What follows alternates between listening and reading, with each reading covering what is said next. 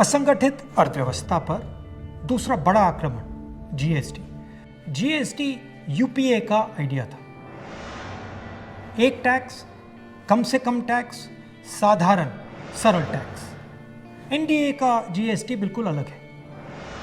4 अलग अलग टैक्स, 28% तक टैक्स और बड़ा कॉम्प्लिकेटेड, समझने को बहुत मुश्किल टैक्स।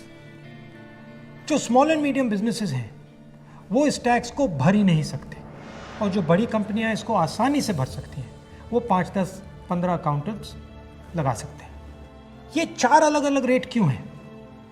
ये 4 अलग अलग रेट इसलिए हैं क्योंकि सरकार चाहती है कि जिसकी पहुंच हो वो जीएसटी को आसानी से बदल पाए और जिसकी पहुंच ना हो वो जीएसटी के बारे में कुछ ना कर पाए। पहुंच किसकी है? हिंदुस्तान के सबसे बड़े 15-20 उद्योगपतियों की पहुंच है।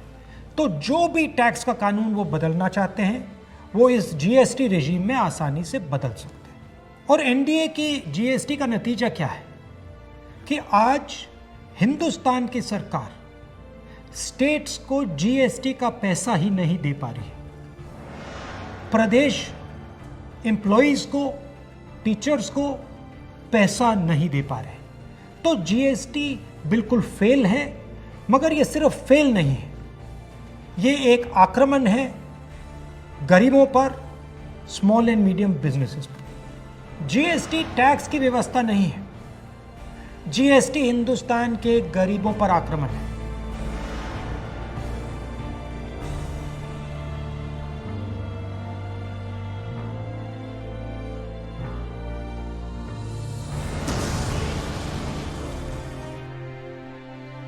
छोटे दुकानदारों पर, स्मॉल एंड मीडियम बिजनेस वालों पर, किसानों और मजदूरों पर आक्रमण है। हमें इस आक्रमण को पहचानना पड़ेगा और मिलकर एक साथ इसके खिलाफ हम सबको खड़ा होना पड़ेगा।